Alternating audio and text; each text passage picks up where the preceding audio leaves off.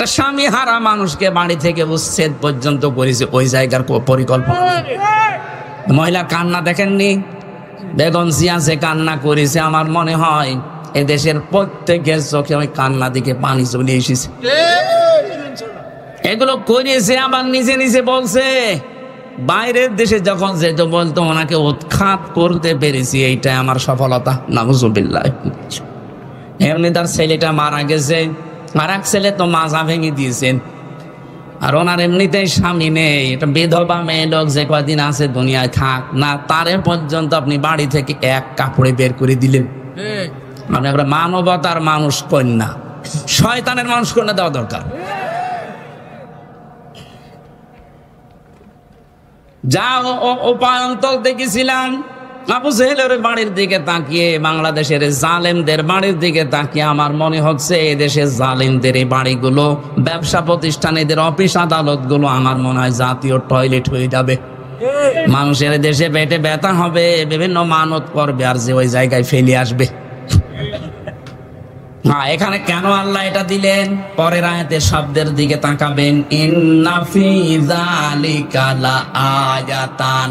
কেন লামে তাকিদ? আরবি গ্রামার যারা বোঝেন আপনি টের পাচ্ছেন। আল্লাহ বলেন অবশ্যই এর ভেতরে শিক্ষা আছে। লাম দিয়েছেন অবশ্যই, এর আগে আবার ইন্না আছে। ইন্না ফি যালিকা লাআয়াতান লিকাউমিন ইয়ালামুন। যারা জ্ঞানী মানুষ তাদের জন্য শিক্ষা কি? আমি আল্লাহ এটা নিদর্শন করে রাখলাম যে জালেমদের যে জায়গা, এগুলো আমি আল্লাহ অভিশপ্ত করে দেই। পরবর্তী প্রজন্ম দুনিয়াতে যারা আসবে, যারা চেয়ারে বসবে, তারা যেন জুলুমকারী হয়ে না যায়। এরা 15.5 বছর দীর্ঘ সময় যদি ক্ষমতায় থেকে জুলুম করার কারণে বাড়ি ঘর পর্যন্ত এখন উজাড় হয়ে গেছে। এই ঢাকা শহরে 8 কোটি 12 কোটি 15 কোটি টাকা দামের গাড়ি পড়ে আছে, পরিচয় দেওয়ার মতো কেউ নেই।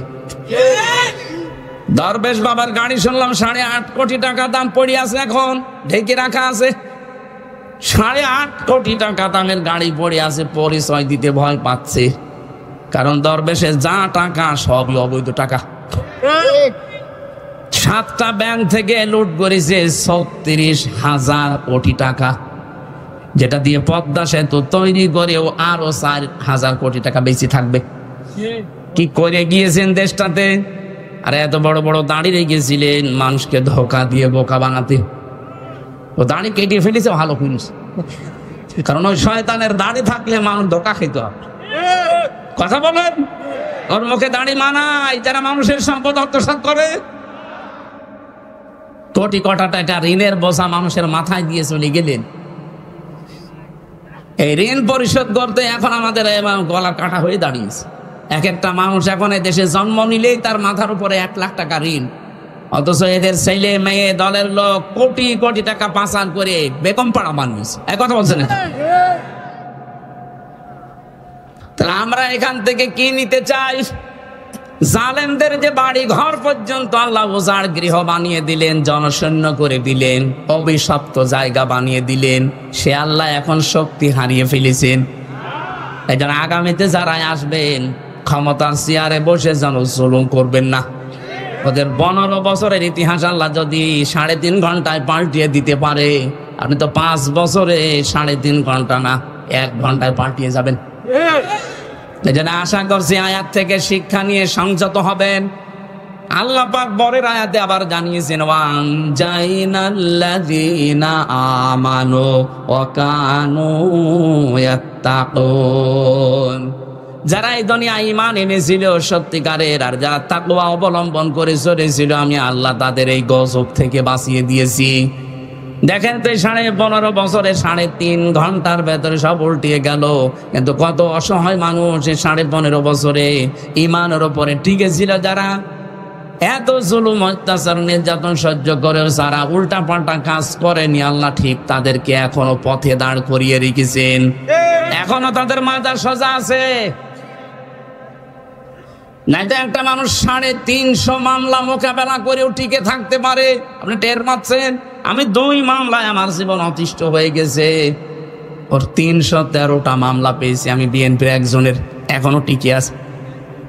এই জন্য আমরা চাই আগামী প্রজন্ম যারাই আসবেন না কেন জালেম হবেন না। তাহলে আপনাকে আল্লাহ এই জালেমদের মতো নিচু করতে বেশি সময় নেবে না। এরপরেও যদি কেউ শিক্ষা না নেয় ওর কপাল পোড়া। আল্লাহ আমাদেরকে তুমি বাঁচাও, বলেন আমিন। এই জন্য আমার কথা ছিল, যারা মিথ্যা কথা মানুষকে বলছেন আমরা নির্বাচিত ছিলাম, এই মিথ্যাটা আর বলবেন না। সারা দুনিয়া জানে যে আপনারা অনির্বাচিত, জোর করি 154 জন এমনি হয়ে গেছেন। কথা বলেন না কেন? আমার বংশের 100 জনের প্রায় 98 জন এই আল্লাহর ওলি নবী ছিল। ওরা আমার মনে হয় নবীজিকে নবী মানতো শুধু নামে, ওদের আসল নবী ছিল বঙ্গবন্ধু। এমন কড়া, আমি 3টা বছর জেলে কোনোদিন খোঁজও নেয়নি, খবরও নেন। আমার আব্বাকে দেখলে আরো টিটকারি দিত। এই মানুষগুলো এই 2024-এর 5 আগস্টের 1:30টার পরে পরে কল দেওয়া আরম্ভ করেছে। ভাতিজা কোথায়? কুষ্টিয়া। বলছে আমরা সব জামাত ইসলাম। জামাত ইসলাম মানে 3.5 ঘন্টায় পাল্টিয়ে গেছে। এই মানুষগুলো কি করেছে দুনিয়ায়। এই চাচাটা আমার 3 বারের চেয়ারম্যান ছিল। আমার দাদা ছিল 21 বছর আর ইনি ছিল 3 বছর, আপনজন। আমি তো নিজে দেখেছি, শুধু মার্কা নিয়ে আসতো নৌকা আর আল্লাহ ওদের বানিয়ে দিত। ও নিজেও জানে না যে আমি চেয়ারম্যান হব। আমার সাথে যিনি আমাদের কুষ্টিয়া জেলার এমপি, আমি এই যে কোরআন শরীফ সামনে নিয়ে আমি আপনাদের সাক্ষী রেখে গ্যারান্টি দিচ্ছি, হানিফ সাহেব, উনি যদি আমার সাথে দাঁড়ায় ভোটে, যদি জীবনে আমার সাথে পাশ করতে পারে, আমি নাকে খড় দেব। ওনার যে তলানিতে গেছে, কি করেছিলেন, কি হইল আপনার টাকা পয়সা নিয়ে? বাগেরহাট, সাতক্ষীরা, খুলনা, এই 3টা জেলার প্রায় অর্ধেক মাছের ঘেড় সব হানিফ সাহেবের টাকা কি ফেরেশতারা দিয়েছে?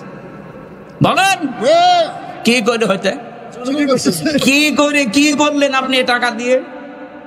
এখন তো পালিয়ে আছেন, এখন তো গর্তের ভেতরে, মুখ বের করলে পিটিয়ে মানুষ মেরে ফেলবে। যা করেছেন, এই যে ইনু সাহেবকে মানুষ এখন পচা ডিম মারছে, অথচ ইসলামের বিরুদ্ধে মুখ ভেক্সকিয়ে কত কথা বলতো দেখেননি?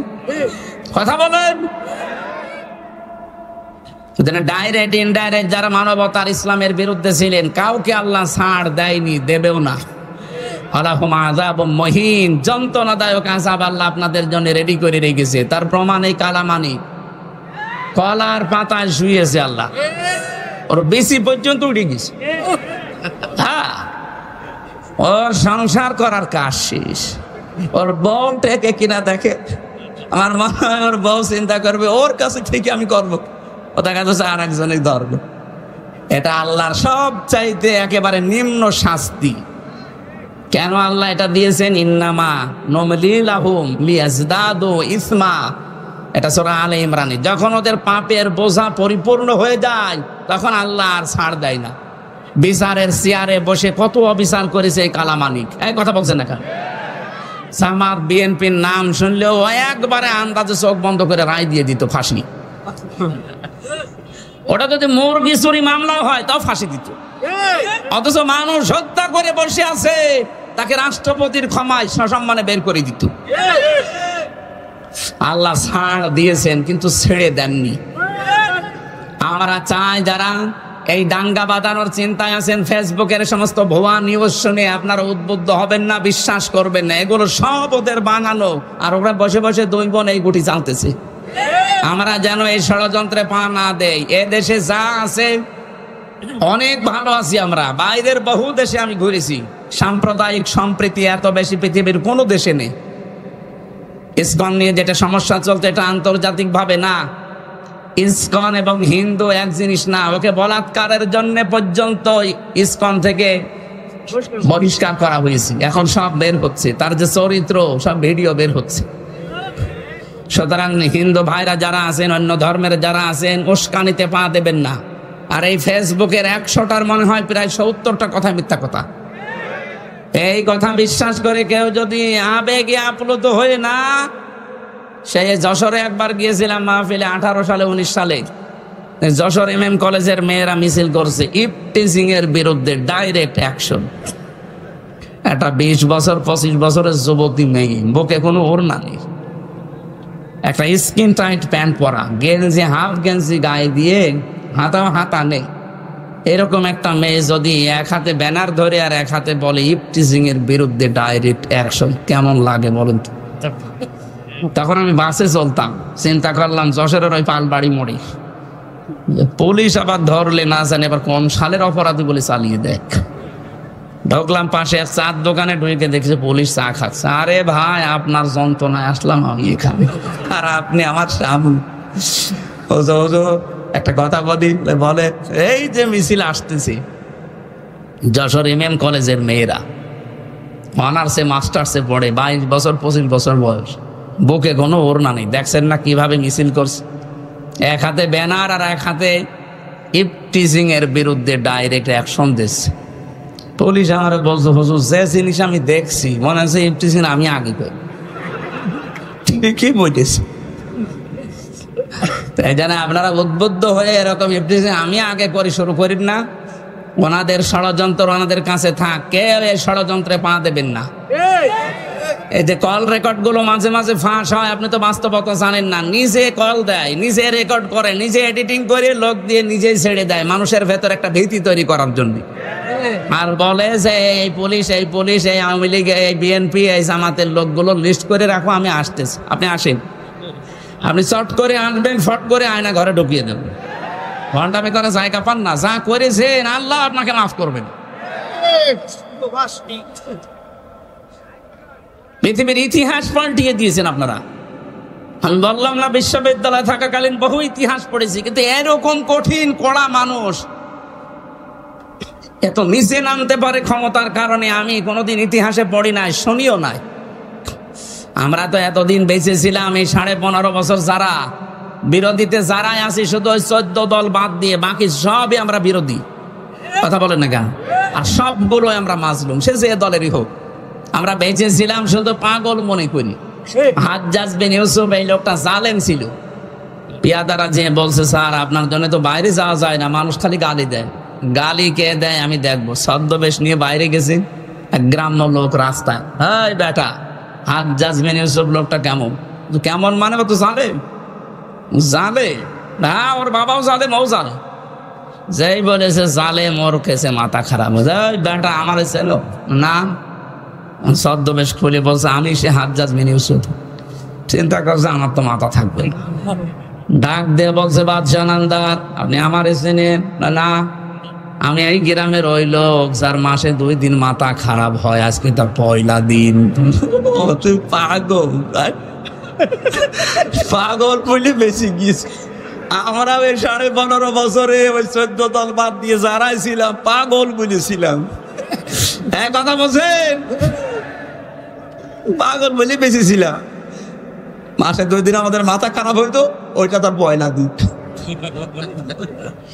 আল্লাহ আমাদের বিশাল জগদ্দল একটা পাথর তিনি সরিয়ে দিয়েছেন, আমাদেরকে আল্লাহ বাঁচিয়েছেন। এই পাথর যেন কিয়ামতের আগে দেশে আর ঘুরে না আসে। কথা বলেন না কেন? যে আল্লাহ আমাদেরকে এই যে কথা বলার মতো একটা পরিবেশ দিলেন, এটা যে কত বড় নিয়ামত, এই 15.5 বছর আমরা টের পেয়েছি। তাও তো নারায়ণগঞ্জ আল্লাহর অলিষ্ঠা 70-72 রাকাত তাহাজ্জুদ পড়তে বলে একটু ভালো ছিলেন। আর বাইরের যে জেলাগুলো কি যে অবস্থা, আমার কুষ্টিয়ার বড় বড় আল্লাহর অলি সব ওখানে পাঠিয়েছে। ওরা তো আর তাহাজ্জুদ পড়ে না, ওরা খালি মানুষের জমিয়ে গাজী সাহেবের মতো আল্লাহ রাস্তায় নিয়ে নি। বলেন তো, 3টা জেলার অর্ধেক অংশ তাদের একজনই। এই যে আর একজন ছিলেন পুলিশ বাহিনীদের প্রধান, যিনি বেনজির, ওর কোনো নজির নেই।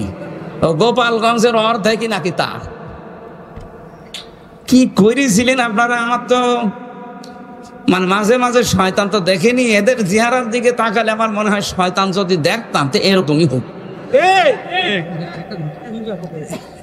আল্লাহ যে আমাদেরকে কথা বলার এই বাকশক্তি আবার ফিরিয়ে দিলেন, তার জন্য বলেন আলহামদুলিল্লাহ।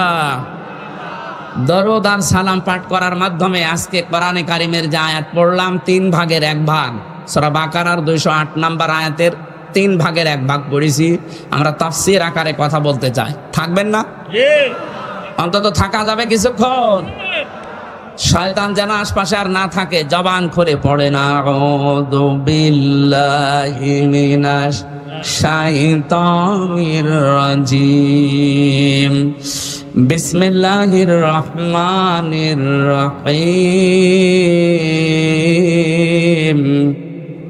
ইয়া আইয়ুহাল্লাযীনা আমানু দুখুলু ফিস-সিলমি কাফা। একটু ভালো করে শুনবেন, অ্যাক্টিভ ভাবে 10 মিনিট শোনেন, দেখবেন অনেকগুলো শিক্ষা আসবে।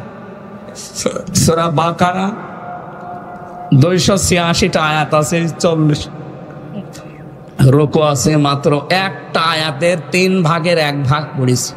আমার এই মাথায় যত কথা এই আয়াত সম্পর্কে আছে, এই 1-1.5 ঘন্টা 2 ঘন্টা না, আমার জীবনের শেষ পর্যন্ত যদি আয়াত নিয়ে আলোচনা হয় জীবন শেষ হয়ে যাবে, এত কথা এর ভেতরে লুকিয়ে রেখেছে।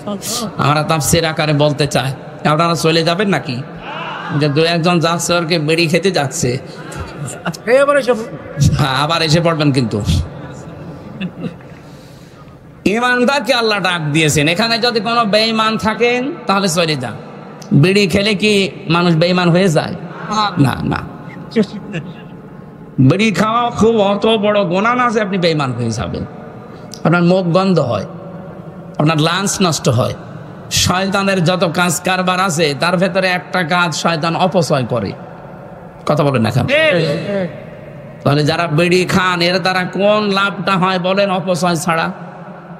এই জন্য যারা এগুলো খান বা খাচ্ছেন, আশা করছি আমি দয়া করে আপনার কাছে বলছি ছেড়ে দেবেন ভাই। যদিও আমি আকিস গ্রুপে আছি, এদের কাজই বিড়ি তৈরি করা, তারপরে ওদের ব্যবসা অন্তত বন্ধ হোক।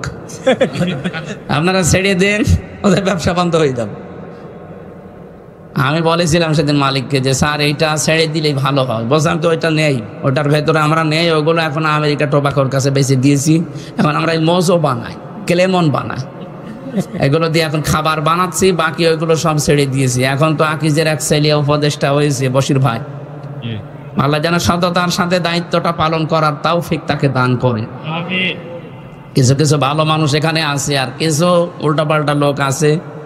এই যে সমকামিতা প্রমোট করতো ফারুকী সাহেব, উনি যদি ফিরে তওবা করে ফিরে আসেন তো ভালো, নয়তো এরকম মানুষ দায়িত্বে থাকলে সমাজ আরো খারাপ হবে। কারণ যারা সিনেমা জগতে কাজ করে আপনি দেখেননি তাদের চরিত্রগুলো, নিজের বউ দিয়ে এই যে জেনার কারখানা খুলে রাখে। আরে ভাই, লজ্জা স্থানের জেনা না হোক, অন্তত চোখের জেনা তো হচ্ছে। তার বউকে কত মানুষ দেখে, চোখের জেনা হচ্ছে না? কেউ কেউ এমনকি উল্টা পাল্টা চোখও মারে। এই জন্য এরকম মানুষ আমার মনে হয় ৯৬% মুসলমানের দেশে। আমাদের মাথার উপরে এইগুলো না রেখে এমন মানুষকে মাথার উপরে নিয়ে আসে যার দ্বারা ইসলামের এবং মানবতার কাজ হবে। কে এটা কি আমার কি রাজনীতি হয়ে গেল? এটা আমাদের প্রাণের দাবি। যারা আছেন এমন মানুষকে রাখবেন, বশির ভাইয়ের মতো মানুষ রাখেন, ইসলাম এবং মানবতার জন্য যারা কাজ করবে। বিড়ি যারা খান ছেড়ে দেবেন কিনা বলেন? কারা কারা ছেড়ে দেবেন দেখে হাত তোলেন তো। একজন শুধু, ঠিক আছে ভাই, আপনি এটা ছেড়ে দিয়ে অন্তত পান আর চা খেয়ে, পান তো খান, আপনি দেখে বোঝা যাচ্ছে খান। জিনিস খেয়ে বেকার আমাদের এই লাঞ্চ নষ্ট হয়ে যায়। বিড়ি খাওয়ার এই পৃথিবীতে একটাই মাত্র খাবার আমি পেলাম যার উপরে লেখা থাকে যে এটা খাবেন না, এটা নিষিদ্ধ। লেখা থাকে না? খেলেই ক্যান্সার হয়। পৃথিবীর কোন খাবারে লেখা আছে যে আমাকে খাবেন না? শুধু একটা বাদ দিয়ে, ছাগলে পর্যন্ত খাই না। হ্যাঁ, এটা তো তৈরি হয় আমার কুষ্টিয়ার এই যে ভেড়ামারা, দৌলতপুর, এই সমস্ত জায়গায় দেখেছি। এই তামাক এগুলো সব বিছানা নাই, রাস্তার পাশে পাশে সব দিয়ে রাখে শোকাতে। ছাগলে গরুতে সব টয়লেট করে। হ্যাঁ, এগুলো ঝাড়া দিয়ে প্যাকেট করে পাঠিয়ে দেয় রংপুরে, ওদের কারখানা আছে, ওখান থেকে আবার প্রক্রিয়াজাত করে এসে যশোরে, কুড়িগ্রামে, বিভিন্ন জায়গায় বানায়। যাই করে বাস্তবতা কিন্তু মাল মশলা ওর সাথে লেগে থাকে। আপনি তো শোক টান দিচ্ছেন, টের পাচ্ছেন না ভেতর কি আছে। হয়তো অনেক ছাগল, গরু, বিড়ালের পোশাক পায়খানা লেগে আছে, সেইটা আপনি খাচ্ছেন। আরে ভাই, বেড়া দেওয়া লাগে না এই খেতে, ছাগলও খায় না, আর আপনি ছাগলের তারপর খারাপ হয়ে গেলেন। আশা করছি এত লজ্জা দেওয়ার পরেও যদি কেউ এই নিকৃষ্ট কাজ ছেড়ে না দেয়, ও মনে হয় আজরাইল আসার আগে আর ছাড়বে না। আল্লাহ এখানে কোন বেঈমানকে ডাক দেননি, ডাক দিয়েছেন ইমানদারকে। কাকে? আল্লাহ রাব্বুল আলামিন ঈমানদারকে ডাক দিয়ে জানিয়েছেন, ওদখুলু, প্রবেশ করো, ফিস-সিলমি কাফা, ইসলামের ভেতরে পরিপূর্ণভাবে। জ্ঞানী মানুষ যারা, আলেম যারা, তাদেরকে বলছি শব্দটা কিন্তু সিনের ওপরে জবর দিয়ে পড়লে সালমন মানে শান্তি, আর জের দিয়ে পড়লে সিলমন মানে ইসলাম। আল্লাহ এখানে সিন দিয়ে দিয়েছেন। কোন কোন তাফসিরে মুফাসসিরিন কিরাম তারা সালমনও পড়ে। আল্লাহ বলেন, ওহে যারা ঈমানের দাবি করো, তোমরা শান্তির ভেতরে প্রবেশ করো পরিপূর্ণভাবে। কিন্তু এখানে সিলমন, যেহেতু আমাদের দেশে আমরা সিলমন পড়ি, 7 কিরাতে কোরআন শরীফ পড়া যায়। কয় কিরাতে? এখানে যেটা আছে সিলমন দিয়ে। আল্লাহ পাক বলেন সিলমন মাহাজেত ইসলাম, তোমরা প্রবেশ করো ইসলামে পরিপূর্ণভাবে। কিভাবে? এখন আমরা যে পরিপূর্ণ ইসলামে প্রবেশ করেছি, এটার প্রমাণ কি? এটার আলামত কি? নিদর্শন কি? এই ভালো করে বুঝতেছেন? আল্লাহ আপনাকে ডাক দিয়ে বললেন, ঈমানদার দাবি করো, ইসলামে পরিপূর্ণভাবে দাখিল হও, প্রবেশ করো। এখন আমি বলছি হ্যাঁ আমি প্রবেশ করেছি, হবে না।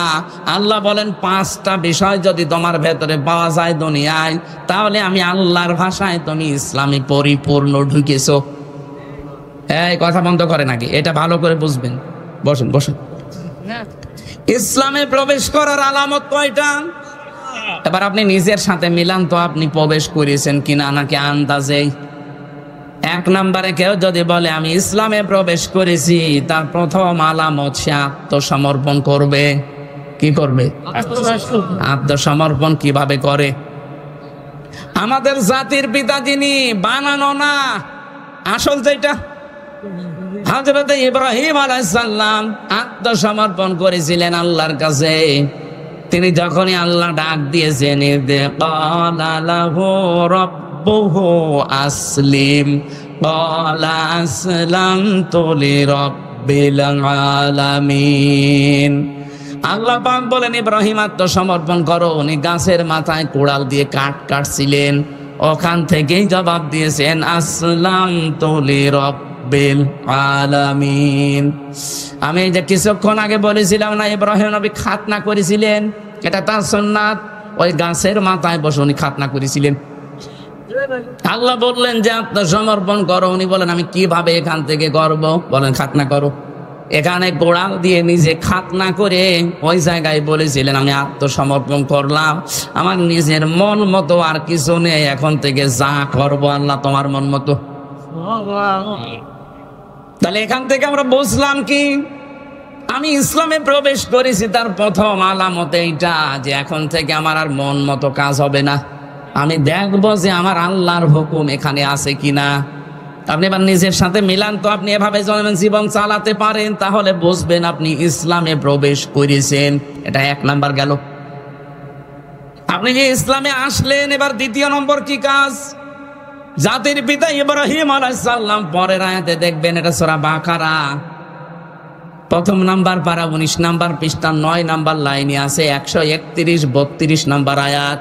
ওয়াসাা বিহা ইব্রাহিম বানিহি ওয়া ইয়াকুব ইয়া বানিয়া ইন্নাল্লাহা আসতাফা লাকুমুদ্দীন ফালা তামুতুন্না ইল্লা ওয়া আনতুম মুসলিমুন। বলেন আল্লাহু আকবার।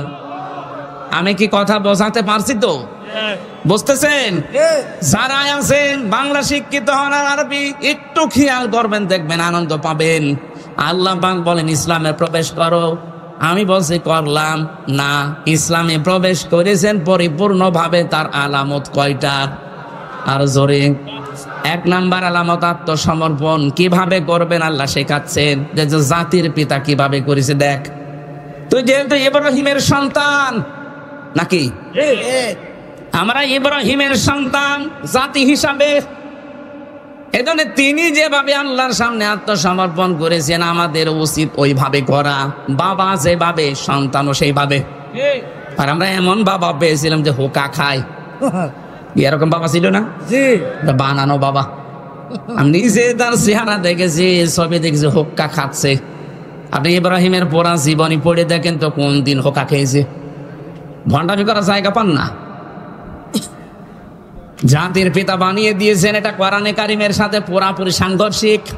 সূরা হজের 78 নম্বর আয়াতের মাঝে আছে, মিল্লাতা আবিকুম ইব্রাহিম হুয়া সাম্মাকুমুল মুসলিমিন। তোমাদের জাতির পিতা আমি আল্লাহর ঘোষণা দেওয়া একজন, নাম কি? আর জোরে বলেন। এই জায়গায় কোনো মত পার্থক্য করা যাবে না, কোনো ভাগাভাগি নেই। কিসের ভাগ করেন আপনি? আপনি যদি অন্য জাতির লোক হন, আপনার পিতা আলাদা হতে পারে। আমরা যারা এদেশে মুসলিম, কথা বলেন, হুয়া সাম্মাকুমুল মুসলিমিন, তিনি তোমাদের নাম মুসলমান রেখেছেন। আমাদের বাবা হিসাবে তিনি আমাদের নাম রাখলেন মুসলিম। আর আমরা এমন বাবা এখানে বসে আছি, সন্তানের নাম এমন নাম রেখেছে, ও হিন্দু না মুসলমান ও ছাতা বোঝা যায় না। কি কথা বলছেন না কেন? আপনি বলেন তো, নিরপেক্ষ দৃষ্টি দিয়ে পুতুল, জয়, কোন কোন ধর্মের লোক? আপনি আন্দাজে কি বলবেন বলেন? এই নামগুলো শুনলে কি বোঝা যায় যে কি কি নামের? আরে জেনারেল শিক্ষিত বলেন, আর জেনারেল কিছু জানে না। জেনারেল জিয়া জেনারেল ছিল না? তার ছেলের নাম দেখেছেন তারেক রহমান বা তারেক জিয়া, আরাফাত রহমান। কি নামগুলো কত সুন্দর, ইসলামের সাথে মিল করে রেখে দিয়েছে। আরাফাতের ময়দানে জিয়াউর রহমান লক্ষ লক্ষ গাছ লাগিয়েছিলেন। নিম গাছ না, জিয়া গাছ বলে ওই দেশে। জিয়ার জীবনে যদি কিছুই কবুল না হয়, আমার তো মনে হয় আরাফাতে লক্ষ লক্ষ হাজিরা যে আশ্রয় নেয় এই গাছের নিচে। আমি নিজেও ছিলাম। তত মানুষ অন্তত মনের অশান্তি দোয়া করছে, আল্লাহ এই যে ছায়ার ব্যবস্থা যিনি করে দিলেন বাংলার জমিন থেকে এসে, তাকে তুমি শান্তি দিও। হাজিদের দোয়া আরাফাতের ময়দানে কবুল হবে না? আর আপনি কোথায় কি দোয়া করছেন? এমন নাম বাবা হিসাবে দায়িত্ব সন্তানের উপর আপনার 11টা। কয়টা? এখানে যারা বাবা আছেন, কয়টা দায়িত্ব পালন করলে বাবা হওয়া যায়? 11টা। কয়টা? আরো জোরে বলেন। 1 নম্বরে তার একটা সুন্দর অর্থবোধক নাম রাখা। যদি কারো নাম উল্টা পাল্টা রেখেও থাকেন, আজকে যিনি অতিথি হিসাবে দেখে কথা বললেন মাহবুবুর রহমান, রহমানের সবচাইতে প্রিয় বান্দা মাহবুবুর রহমান। এ শব্দের বাংলা অর্থ মাহবুব মানে প্রিয়। মাহবুব মানে কি? মনিরুজ্জামান একজনের নাম দেখলাম। মনির মানে আলো, জামান মানে এই যে এখন যা জামানা চলছে, জামানার আলো, এরকম একটা অর্থবোধক নাম রাখেন। আপনার নাম বাবা হিসাবে তো ভালোই নাম ছিল মুজিবুর রহমান, কিন্তু নামগুলো পরবর্তী প্রজন্ম এসে টিউলিপ, জয়, পুতুল, কি কি নাম রেখেছেন? মাফ করুন। আর নাম রেখেছে ডেঞ্জার। হ্যাঁ, আমি জেলখানায় অনেকগুলো মানুষের নাম এমন পেয়েছিলাম, ডেঞ্জার রাসু, ভয়ঙ্কর তাজ। আর একজন ছিল আমাদের উপর তলায়, ওনার নাম ছিল সুইডেন আসলাম। পরবর্তীতে ওনার জীবনী নিয়ে সিনেমা বানিয়েছে মান্নার আসলাম ভাই। ওনার কাছে হুজুর কিছু জানে না, সব খবর আমার কাছে আছে। কি ডেঞ্জার মানুষ ছিল বলেন তো, যার নাম নিয়ে সিনেমা পর্যন্ত বানিয়েছে। দেখেছেন আসলাম ভাই সিনেমা দেখেছেন? আপনারা তো আল্লাহর ওলি, ওইসব লাইনের লোক না। ওনার জীবনী নিয়ে ওইটা বানিয়েছে। কি নাম, নামের আগে সুইডেন লাগিয়ে দিয়েছে। যেখানে নাম বাবা হিসাবে এমন একটা অর্থবোধক নাম আলেমদেরকে জিজ্ঞাসা করে রাখবেন, কিয়ামতে আল্লাহ যখন বিচারের কাঠগড়ায় দাঁড় করিয়ে দেখবে না, এরে মাফ করার কিচ্ছু নেই, অন্তত নামটা দেখে যেন মাফ করে দেয়। কিয়ামতে আল্লাহ মরিয়ম এ নামে যখন ডাক দেবেন, লক্ষ লক্ষ মরিয়ম হাজির হয়ে যাবে। আল্লাহ পাক বলে, আমি এত মরিয়ম চাইনি, আমি চেয়েছি ঈসা নবীর মা মরিয়মকে। মরিয়ম নামের মেয়েরা বলবে, রব্বুল আলামিন তুমি তো ঈসা নবীর মা মরিয়ম ডাক দাওনি, বলেছো মরিয়ম। দুনিয়াতে তোমার হুকুম না মেনে একবার ভুল করেছি, আজকে তোমার এই হুকুমে সাড়া দিয়ে আমরা হাজির হয়ে গেছি। আল্লাহ বলেন, আমার রহমতের জরিয়ায় জোশ পয়দা হয়ে গেছে, যা ঈসা নবীর মা মরিয়মের সাথে নামের মিল আছে, আমি আল্লাহ তাদেরকেও আজকে মাফ করে দিলাম।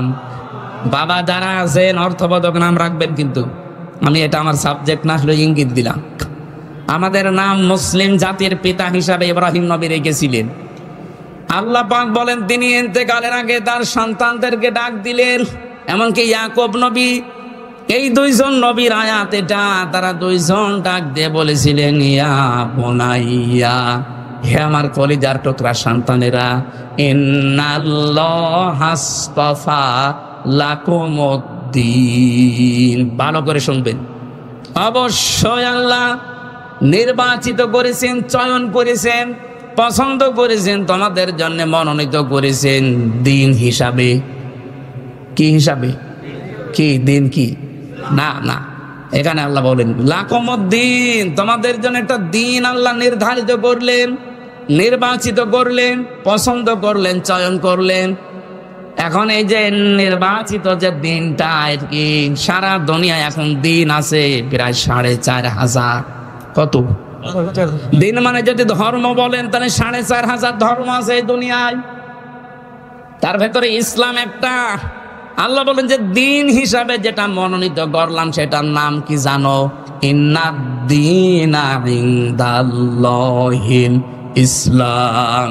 আমার কাছে মনোনীত একটাই ধর্ম আছে, তার নাম ইসলাম। আরো জোরে বলেন, আমাইয়াবতাগি গায়রাল ইসলামি দীনান ফালা ইয়াকবাল মিন। দুনিয়ায় যদি ইসলাম বাদ দিয়ে অন্য কোনো কিছু দিয়ে কেউ আল্লাহর কাছে যেতে চায়, ওর জীবনের কোনো কিছু কবুল হচ্ছে না, হবে না। এখানে ধর্ম ভীরু যারা আসে, যে ধর্মের লোক হোক, আজ হিন্দু, বৌদ্ধ, খ্রিস্টান, বিভিন্ন দেশে বিভিন্ন ধর্ম যারা পালন করছে, এমন এটা রেকর্ড হচ্ছে, কালকে ছড়িয়ে যাবে সারা পৃথিবীতে। আমি আহ্বান জানাবো আপনাকে, আমি ইসলাম ধর্ম গ্রহণ করার জন্য বলছি না, কিন্তু ইসলাম গ্রহণ করা যায় যেটা পড়লে আপনি কোরআনটা একটু পড়েন, ইংরেজিতেই পড়েন, উর্দুতে পড়েন, ফার্সিতে পড়েন, হিন্দিতে পড়েন। 4,500 ভাষায় এই কোরআন এখন রূপান্তরিত করা আছে, ব্যাখ্যা করা আছে। আমি আহ্বান জানাচ্ছি অন্য ধর্মের লোকদেরকে, আপনি ইসলাম গ্রহণ করতে আমি বাধ্য করছি না, কারণ ইসলামে জোর জবরদস্তি নাই, লা ইকরাহা ফিদ্দীন। আমাদের দিন যেটা ইসলাম, এখানে কোনো জবরদস্তি নেই, কোনো বাড়াবাড়ি নেই। আপনাদের আমরা বলছি আপনি একটু মেনে নিন, একটু পড়েন কোরআনটা, আরবিতে পড়েন আর ইংরেজিতে পড়েন। পুরাটা একবার যদি আপনি শেষ করেন, আর যদি মানুষ হয়ে থাকেন, মানবতা একটু কাজ করে দিবে, আপনি দেখবেন মুসলমান না হয়ে পারবেন না। কারণ দুনিয়াতে একটাই শান্তির ধর্ম আছে। 800 বছরে এই পৃথিবীটা, আমাদের এই অঞ্চলটা মুসলমানরা স্বাধীন চালিয়েছে রাষ্ট্র, এই ভারতবর্ষ। কত? 800 বছর যদি আমাদের ধর্মে জোর জবরদস্তি থাকতো, আল্লাহর কসমে 800 বছরে ভারতবর্ষে একটাও হিন্দু পেতেন না। কই আমরা তো এটা করি নাই, অথচ এই কয়েক বছরের ভেতরে আপনারা মোদির শাসন আমলে দেখতে পাচ্ছেন মুসলমানদের মসজিদের সামনে যে ওরা উলু দিচ্ছে। আপনারা যদি এগুলো করেন, বিশ্বে কিন্তু আপনারা একা না, মাত্র 120 কোটি হিন্দু আছে তামাম দুনিয়া মিলে, আর তামাম দুনিয়ায় 175 কোটি মুসলমান। কত? সব চাইতে বেশি আছে হিন্দু ধর্মে 220 কোটি, 230 কোটি খ্রিস্টান, তারা সব চাইতে বেশি আছে জাতি হিসাবে 2 নম্বরে। কিন্তু আমরা একেবারে ফেলে দেওয়ার মতো না। ঝামেলা করলে সারা পৃথিবীর মুসলমান যদি এক হয়ে যায়, শেষে আর পোড়ানোর মতো হিন্দু পাওয়া যাবে না। এজন্য আমরা সব মিলেমিশে থাকতে চাই। আজ ভারতবর্ষে যা করছেন, এটা দেখলে আমাদের কান্না আসে যে আপনাদেরকে আমরা 4 ভাগ, 96 ভাগ মুসলমান আমরা, মাত্র 4 ভাগ আপনারা জামায়া ধরে রেখেছি। কথা বলছেন না কেন? 800 বছর শাসন হয়েছে, একটা মানুষকেও জোর করি না যে মুসলমান হওয়াই লাগবে, এখনো করি না। শুধু বলছে আপনি পড়েন, ধর্মীয় গ্রন্থ যদি সত্যিই পড়েন আপনার বিবেকে নাড়া দেবে। পড়াটা একবার পড়ে দেখেন। এই যে লরেন বুথ, টনি বেলরের শালিকা, 3 বছর কোরআনে কারিম একাধারে পড়ার পরেও খ্রিস্টান মুসলমান হয়ে গেছে। সাংবাদিকরা জিজ্ঞাসা করছে, আপনি খ্রিস্টান জাতিতে, আপনি মুসলমান হয়ে গেলেন কেন? লরেন বুথ বলছে, দেখেন আমি কোরআনে কারিম মুসলমানদের ধর্মীয় গ্রন্থ পুরা 3 বছর টানা টানা করে পড়েছি, আনা কম সানা কম করে না, বুঝে বুঝে পড়েছি, ব্যাখ্যা সহ। 3 বছর আমি 53 জায়গায় লাল দাগ দিয়েছিলাম। ওরা বলে আমাদের ধর্মীয় গ্রন্থ কোরআনে কোনো ভুল নেই। আমি পেয়েছি 53 জায়গায় লাল দাগ দিয়ে দিয়ে ভুল ধরলাম। তো আল্লাহ যেখানেই ভুল ধরে দেখি তার পরের আয়াতে পরের পাড়ায় আল্লাহ এই জবাব 1500 বছর আগে দিয়ে দিয়েছে। শেষে আমার জীবনের ভুল ধরা পড়ে গেছে, আমি আর নিজের ধর্মেই থাকি নাই, চলে এসেছি ইসলামে। লরেন বট কিন্তু যেমন তেমন মেয়ে লোক না, টনি বেলেওয়ারের শালিকা, অনার্স মাস্টার্স এবং পিএইচডি করা একজন মহিলা। এই মহিলা যদি এই অবস্থায় 3টি বছর কোরআনের কাছে এসে নিজের ধর্ম বাদ দিতে পারে, বাংলাদেশ সহ বিশ্বে যারা অন্য ধর্ম মানেন, আপনি যদি সত্যিই পরবর্তী যে জগৎ আসতেছে এটা বিশ্বাস করে থাকেন, আমরা পরকালে বিশ্বাসী আর হিন্দুরা পুনরুজ্জন্মে বিশ্বাসী, ওরা আর একবার জন্ম নেবে আবার আসবে, যদিও এটা বাস্তবতার সাথে মেলে না। এজন্য আহ্বান জানাবো, আপনারা আসেন, আমাদের ধর্মীয় গ্রন্থ এটা সবার জন্য উন্মুক্ত। আপনাদের অন্যান্য ধর্মের মতো না যে ধর্মীয় গ্রন্থ খালি ওই ঠাকুররা পড়তে পারবে আর কেউ পড়তে পারবে না, এটা সবার জন্য, সে যেই হোক। কথা বলেন না কেন? হাদা বায়ানুল লিন্নাস হুদাল লিন্নাস। মানুষ আপনি পড়েন, আপনাকে পরিবর্তন করতে কোরআন বাধ্য করবে, এমন কিছু আল্লাহ এর ভেতরে দিয়ে রেখেছে। তাহলে এই যে ষড়যন্ত্রগুলো হচ্ছে এটা আশা করি বন্ধ হয়ে যাবে। তাহলে দিন হিসাবে আল্লাহর কাছে মনোনীত ইসলাম, ইসলাম বাদ দিয়ে অন্য কোনো নিয়ম নীতি দিয়ে আল্লাহকে রাজি করা যাবে না। 4500 ধর্মের কোন ধর্ম আল্লাহর কাছে গ্রহণযোগ্য না, শুধু ইসলাম বাদ দিয়ে। সুতরাং যারা ইসলাম পেয়েছি, ইসলাম মানি, বলেন আলহামদুলিল্লাহ।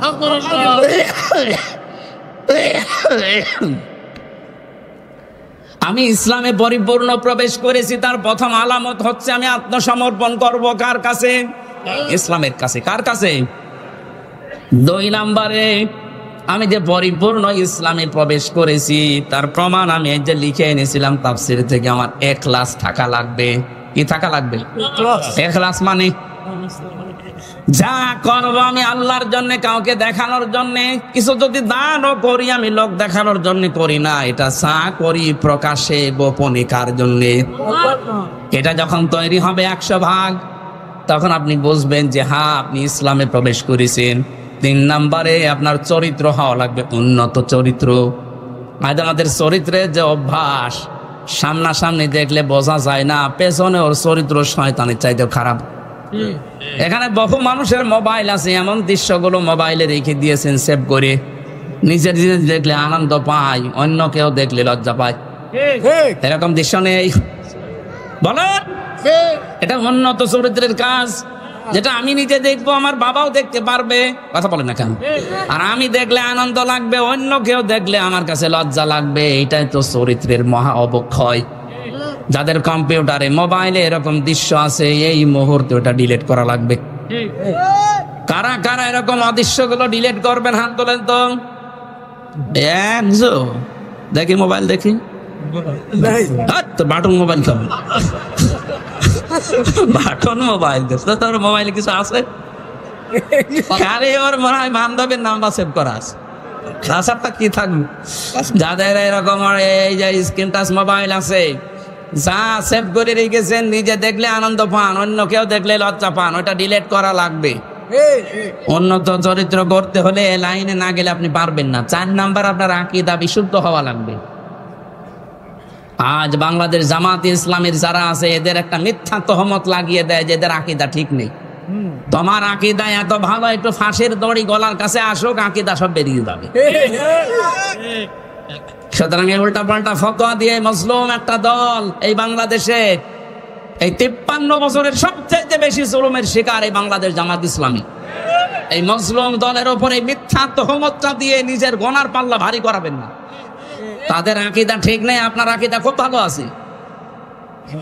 আপনার যে সমস্ত বইপত্র লেখা, ওর ভেতরে আকীদার তো আও নেই, শুধু বেআকিদার কথা লেখা।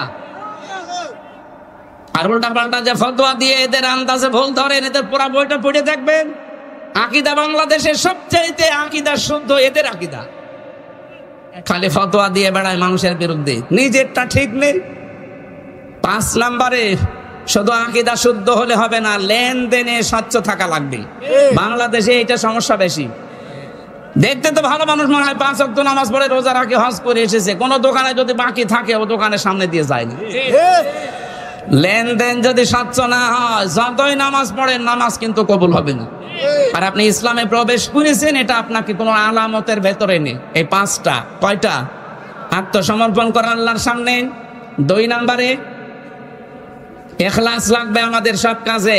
3 নম্বরে উন্নত চরিত্র অর্জন করা লাগবে। 4 নম্বরে বিশুদ্ধ আকীদা লাগবে আমাদের। 5 নম্বরে লেনদেনে স্বচ্ছ থাকা লাগবে। এই 5টা যদি জীবনে পাওয়া যায়, আল্লাহ বলেন তুই ইসলামে পরিপূর্ণ প্রবেশ করেছিস। এইটা আমরা দেখাতে চাই আল্লাহকে। কথা বলে না কেন? মা বোন যারা এসেছেন, শুধু নামাজ পড়া, রোজা রাখা আর কালো বোরকা পরা ইবাদত না আপনার জন্য। আপনার ইবাদত হচ্ছে স্বামী যখন বাইরে থেকে আসবে, স্বামীকে আনন্দ দেবেন, সে যেভাবেই হোক। সাজ করে কথাবার্তা দিয়ে অভ্যর্থনা জানিয়ে স্বামীকে আনন্দ দেওয়া, এটা আপনার জন্য ইবাদত। 2 নম্বর হয়ে যায় গাবা আনহা হাফিজাকুহু, যখন স্বামী বাইরে যাবে তখন আপনি নিজেকে হেফাজতে রাখবেন। 3 নম্বর ওয়া তুইনু আলা দীনি যাওজাতিহা, স্বামী যদি দিনের কাজে যায়, মানবতার কাজে যায়, তখন তাকে সাহায্য করবেন, সময় দেবেন, উদ্বুদ্ধ করবেন। কিন্তু অনেক মহিলা নামাজ পড়ে, রোজা রাখে, স্বামী দিনের কাজ করে, স্বামী মানবতার জন্য কাজ করে বেড়ায়, আরো বাধা দেয়। না, আপনার নামাজ হচ্ছে না। 4 নম্বরে স্বামী যদি আদেশ করে আর ওটা যদি জায়েজ হয়, আপনার জীবন থাকতে মানা লাগবে। কথা বুঝতেছেন? আমি যত স্বামী এখানে বসে আছি, প্রত্যেকটা স্বামী আমরা চাই বিয়ের পরে আমার মা বাবা আমার সাথে থাকবে। 100টার 98টা মহিলা এটা চাই না। আরে মহিলা চাই না, তার কারণ আছে। এই মহিলাকে ওর মা আর ওর বড় বোন ওখান থেকে খালি টিপস দেয়। আমি কি বেশি বলে ফেললাম? না, আপনি মা বোনের কথা শুনে নিজের শ্বশুর শাশুড়ির সাথে খারাপ ব্যবহার করলে জীবন ওর স্বামীর মন পাবেন না। উপরে হয়তো জজমিয়া সংসার করার জন্য আপনাকে ভালোবাসা দেখাবে, তোর মা বাবার সাথে যদি খারাপ আচরণ করেন, দেখতে না পান, জীবনও ওর মন পাবেন না। আমি নিজের স্বামী হয়ে বলছি, এক কথা বলছে না কেন? জজমিয়া, এটা মনের কথা না? আল্লাহ মেয়েদেরকে 4টা কাজ করার তৌফিক দেন, বলেন আমিন। আগামীতে কোনো জায়গায় আসলে আমরা কথা বলবো আবার। আমরা 3 বছর জেলে থেকে অনেক কিছু হারিয়ে ফেলেছি। শরীরে বহু রোগ, ডায়াবেটিস এত বেশি, 19 পয়েন্ট ছিল। ডাক্তার বলেছে রাত 10টা 10:30টার পরে আপনি আর জেগে থাকবেন না। কিন্তু আপনারা তুলতে দেরি করে ফেলেন, তো এই জন্য আমারও দেরি হয়ে যায়। 11টা বাজে। আবার বাড়ি যাব, কালকে ডবল মাহফিল আছে কুষ্টিয়ায়। আজকের মতো শেষ করে আগামীতে এই সোনারগাঁও, এরপরে কাঞ্চন, আর কোথায় কোথায় নেওয়ার কথা আছে। যেখানে আসবো কথা বলবেন ইনশাআল্লাহ। আল্লাহুম্মা আমিন। আমার কারাগারে বসে লিখে